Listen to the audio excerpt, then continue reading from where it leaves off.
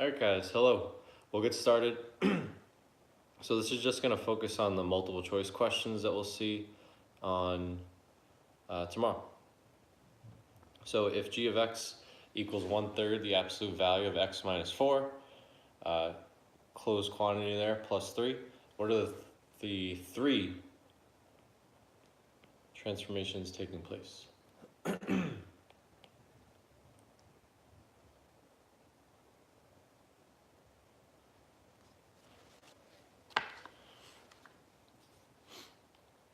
So the first one we could start with, probably the easiest, this plus 3 on the outside will be a translation. That just means slide 3 units up.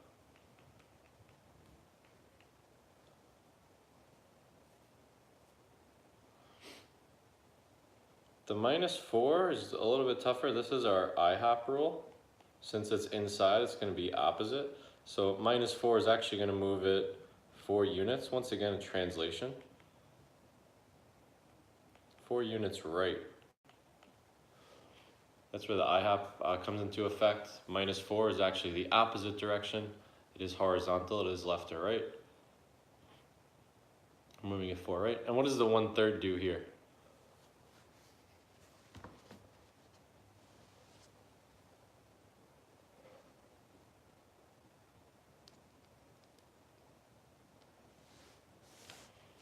The 1/3, being that it's a value between, an absolute value between 0 and 1, the 1/3 is going to be a vertical compression, it's called. You don't have to be that fancy, you could simply say it gets wider. So this V-shaped graph would look something like this compared to our normal V-shaped graph, our parent function, if you will.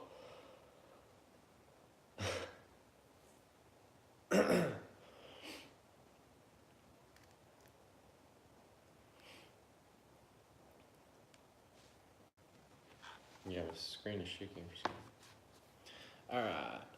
IHOP stands for inside, just a mnemonic device. Inside, horizontal, opposite. Inside, horizontal, opposite.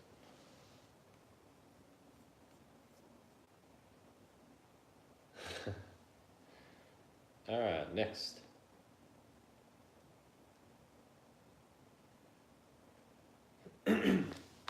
So if we're told the domain of n of x is equal to negative 5x plus 1, so this line would traditionally have a domain of all real numbers. It would go on forever, right? Something like this. Very poorly drawn. Something like this right now. What it would usually look like, I should say. But I'm kind of restricting the domain. I'm saying, hey, it's only going to start at negative 2, and it's going to stop at 3. So my question is, what's the corresponding range of this graph?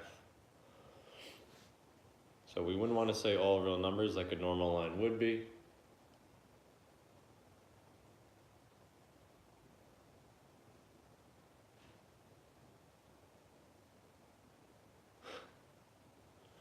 Corresponding range we would find by evaluating n of negative 2, n of 3,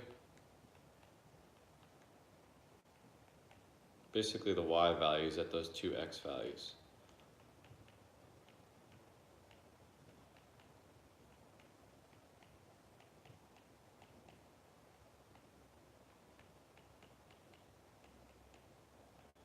And now we just want to play around with the ordering here. This would be incorrect to say. Why would this be incorrect? Because it's saying y has to be greater than 11 but less than negative 14, which doesn't make sense. So we want to put the smaller sandwiched and then the larger. So this would be our corresponding range. Another way you can write this, you don't have to put y, you could put, what was this function called? N of x, same thing. So these are two ways to write this. These both represent the range, the outputs of the function.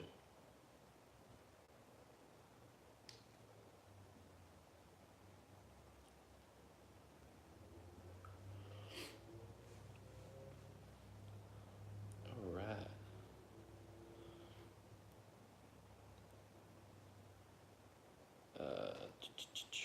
So this would be exponential growth for tomorrow, or decay, depending on the problem. In this case, we're told v of t equals 12,000, parentheses 1.02 to the t power.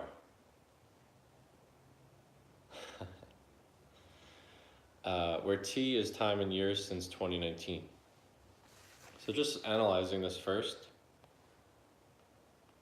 what does the 12,000 here represent? Try to zoom in a little bit.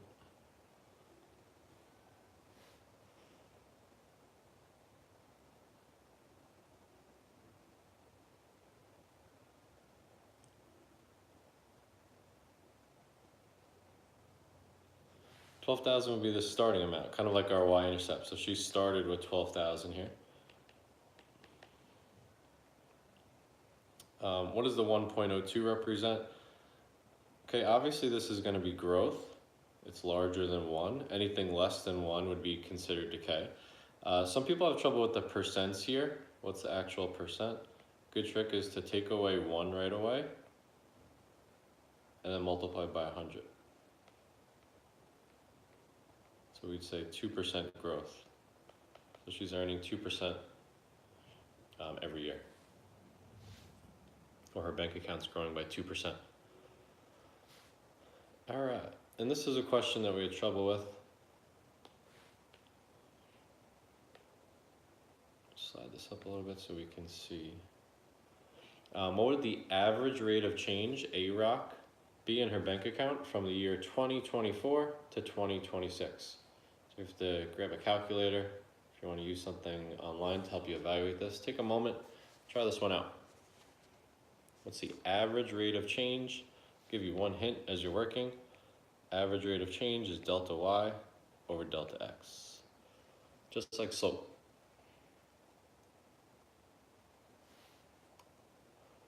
Wait,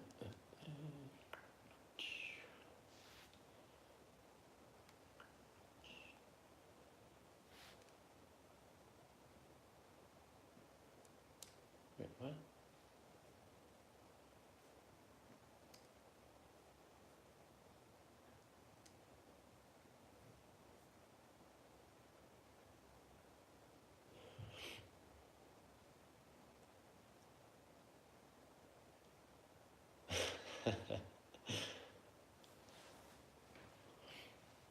Omar method, great way to factor. Yeah, there's more 822 people in here than 824.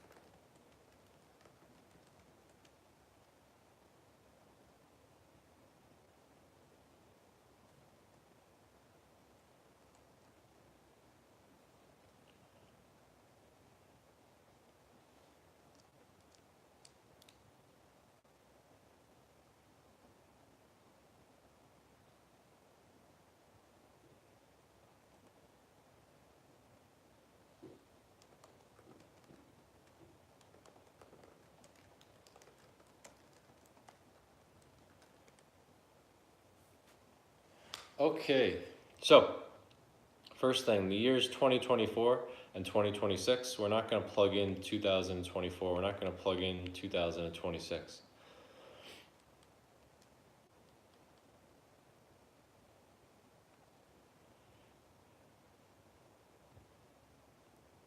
So since this was referencing from 2019, this would be x equals 5 and x equals 7. So right away we have our change in x, that's obviously just going to be 2. This is a 2-year gap. Now the change in y, we actually have to evaluate this, v of t.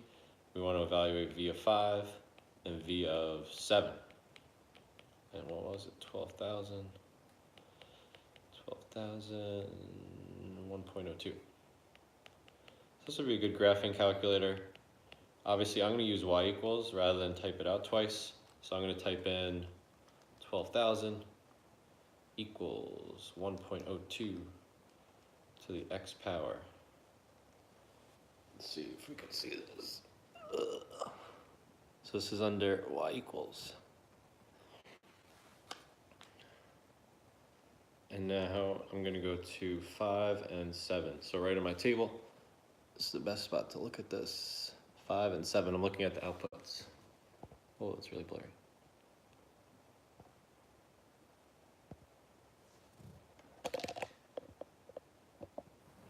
Okay, for 5, that was 13,249, and for 7, that was 13,784. So now that I have these, I want to find the change in them. Basically, I want to subtract one from the other. That change is the large minus the smaller here. Should be 535. So basically her account balance changed by $535 over 2 years. Obviously this is non-constant, it's exponential. So we don't want to call this slope. It's not like she's gaining that every 2 years. It's going to change depending on the window we're looking at. But the average rate of change here would be this ratio, 535 over 2, 267.5, which means in this window she's gaining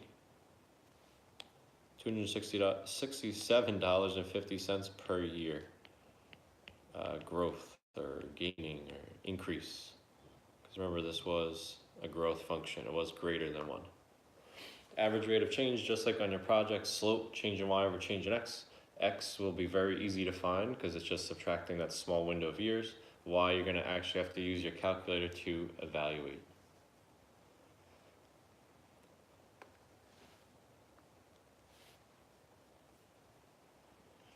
All right. And next one.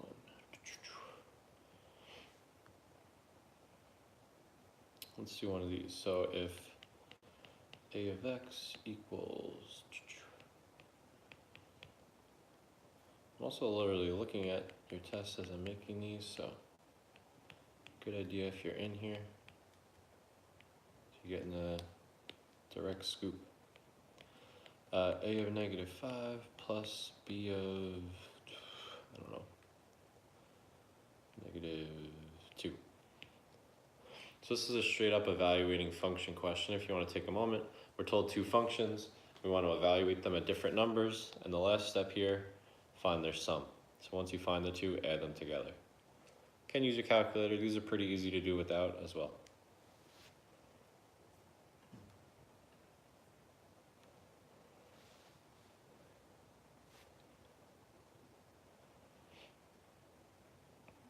All right, so a of -5, if we were to evaluate this, this would be 3 times -5. That's going to be the absolute value of -15. Absolute value of -15 is +15. Okay, if we plug in a -2 into the quadratic function, that is, we haven't learned those yet, but we do know how to evaluate them. That's going to be 4.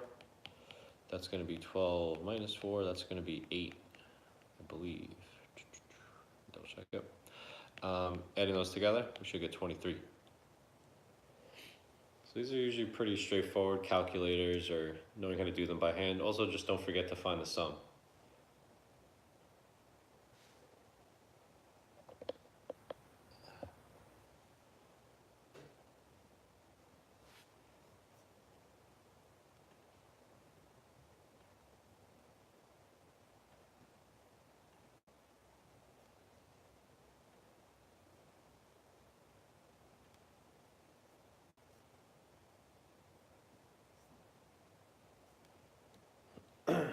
All right. Next.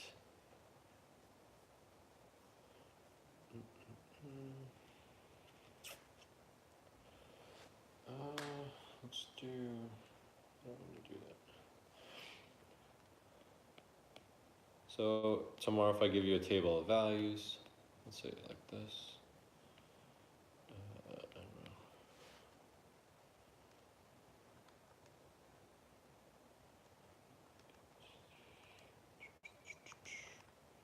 Give me one moment.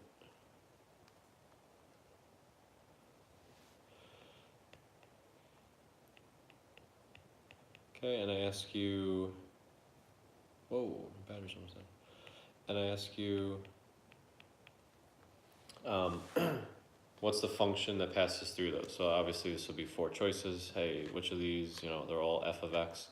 Which function is represented by this table? Something along those lines.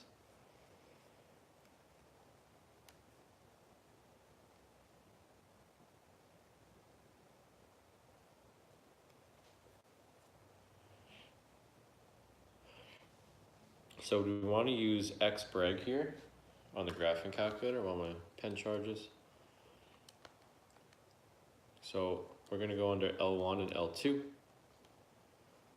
Let's see if I can reach this. Well, I'll type it in first and then show you what this looks like. So it hits stat, enter, 64, 4096, 262, 144. Okay, so this is what we're looking at under stat. Whoa. Under L1 and L2 are corresponding x and y values. We're going to hit stat again, scroll over to calc. You'll see this screen. Can't see it right away, but you got to scroll down a little bit. And this is the choice we want, which is 0. You could simply hit 0. Xbreg. Hit enter, enter, enter.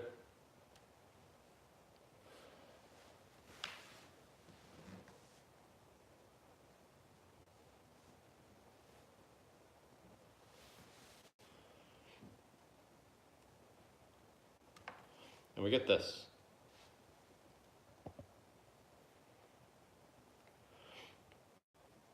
Y equals 64 times 8 to the x power.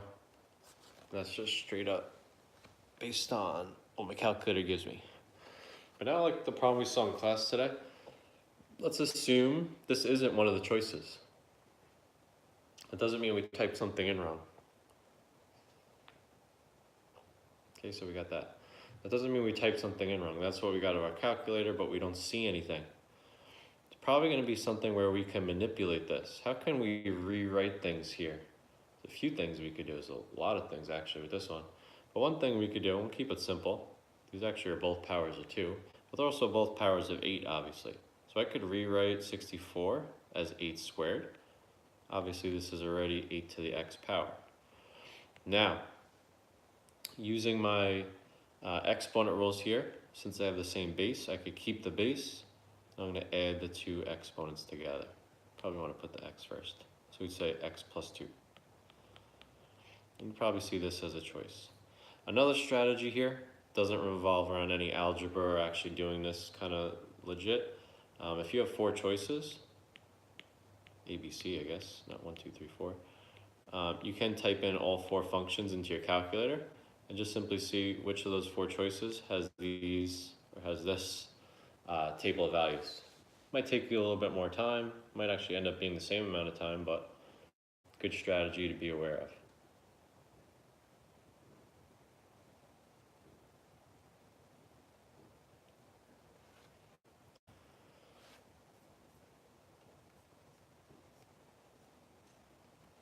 Okay, 1 or 2 more, got like 10 minutes. Recursive. Recursive look like this. I tell you something where it starts, and then I tell you how 1 is related to the one before it. Yeah, let's do this.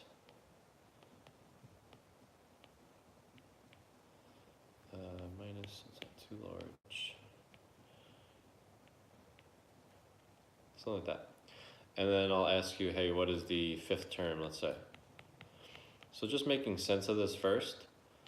This top part is telling us obviously where what the first term is. Okay, we have to know where to start. The second line is telling us how to go from one term to another based on the previous one. This right here looks kind of confusing and people still don't really know what that means. It just means previous. If you look at the subscripts here, whatever this is, this just means the one before it. So I'm looking for the 8th term, I gotta use the 7th. So if we're trying to find the 5th term, we gotta know the 4th, which obviously we don't know. We could work all the way back to the 2nd term. So we have to actually start here with the 2nd. The 2nd term is going to be 5 times the term before it, which in this case we know we have to be given this, was 3.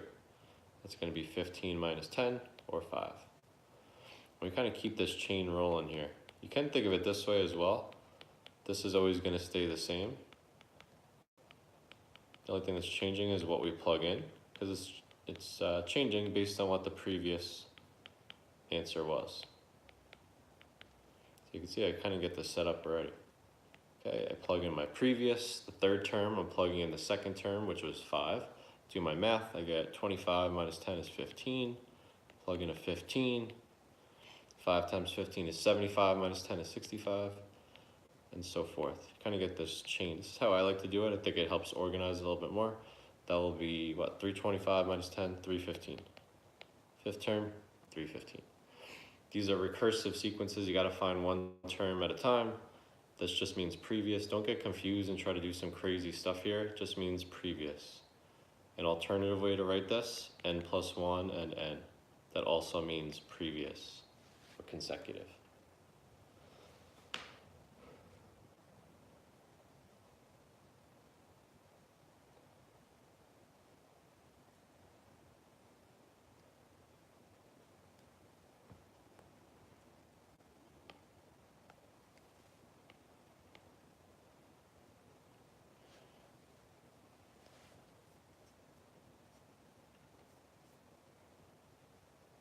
All right, I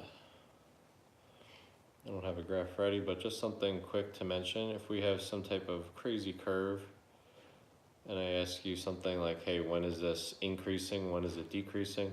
Increasing just refers to any time the function has a positive slope, a positive average rate of change. Decreasing refers to any time the function's going down. Okay, and it's always in regards to the x values. So you'd say something like, all right, it's decreasing from -2 to 0. It's always in regards to the x values, and decreasing means going down. Increasing means anytime we see the graph going up, generally. It doesn't have to be a straight line. All right, and one or two last ones here. Let's do one of these. Oh, was that 6? Okay, let's say we're told m of x equals this. Yeah. And then we're told c of x is related to m of x. What would c of 2 be? Okay, so this is what we did earlier this week. This is evaluating under a transformation. We'll do one more after this. So we can't find c of 2 directly.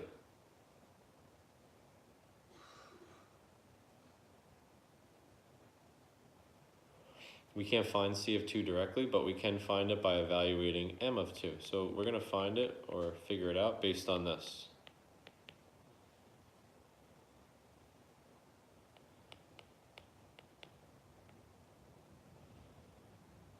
Okay, m of 2, I can figure out. I have to go back up here. I could actually plug in. So that's going to be -2 times 2 plus 3.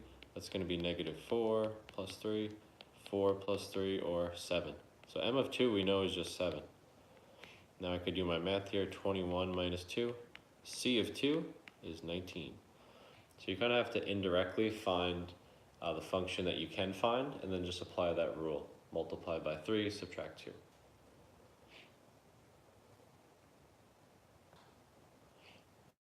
Transformations really quick.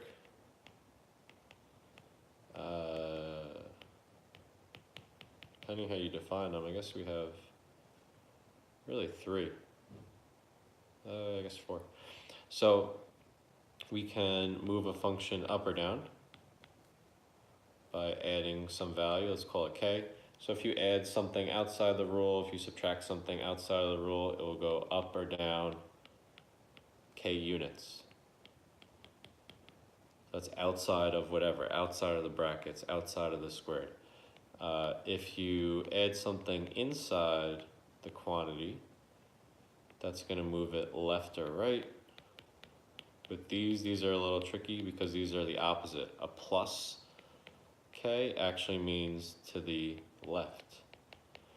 subtracting a number actually means to the right that many. Negating a function, putting any kind of negative will reflect it over, upside down, x-axis. And then we have coefficients, things in front of it. Let's say a. So two possibilities, either the absolute value of a, because negative is just going to reflect it, so we're not going to talk about that, is greater than 1, or it's between 0 and 1. So with that, anything greater than 1 is going to make the graph more and more narrow. So for example, times 3 would be more narrow than times 2. And anything between 0 and 1 is going to make it wider. Vertical compression. Gets wider and wider as it gets closer to 0. So 1/3 is wider than 1/2, 1/4 is wider than that. All right, and the last one, something like this. So how would you be able to write this differently?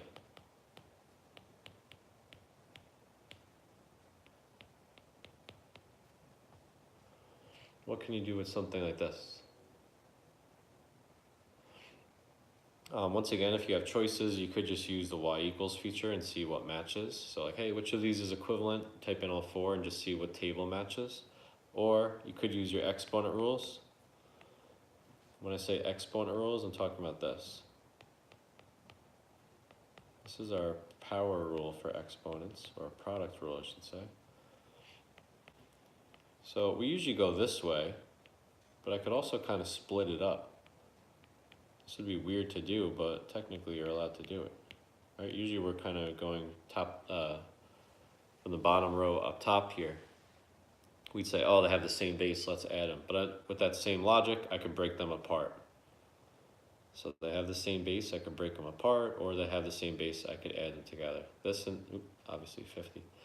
These would have the same, or would be equivalent functions. Their tables would be the exact same. I could take this further. I could obviously, since that's just a number, could figure out what that is. 1.03 to the 10th. Could then multiply that by 50. So there's a lot you could do here. Anything that references, hey, what is equivalent to f of x?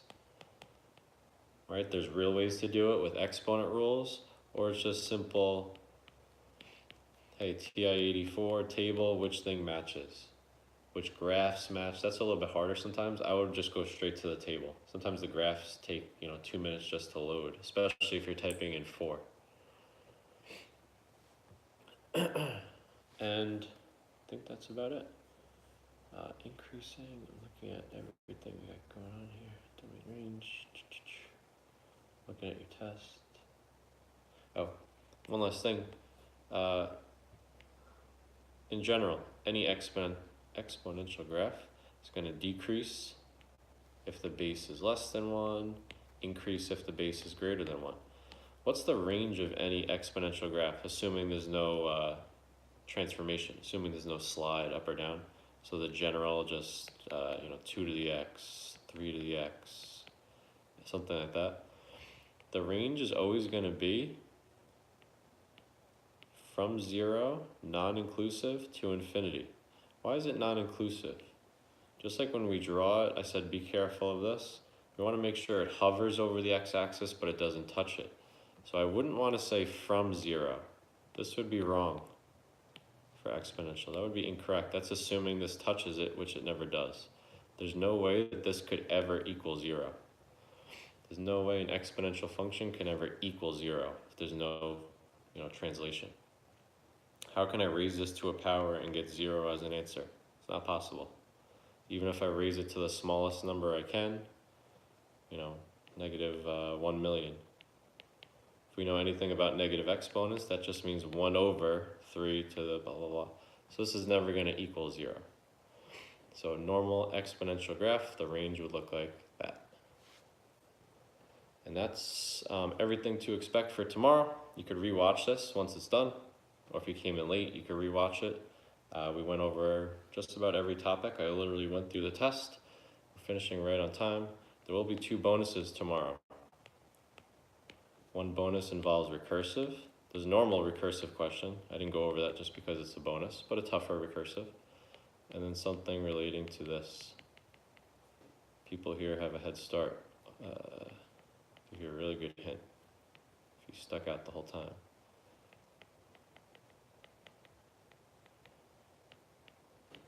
I'd be very impressed if anyone got this one. But anyway, that's everything you need to know for tomorrow. Thank you guys for watching.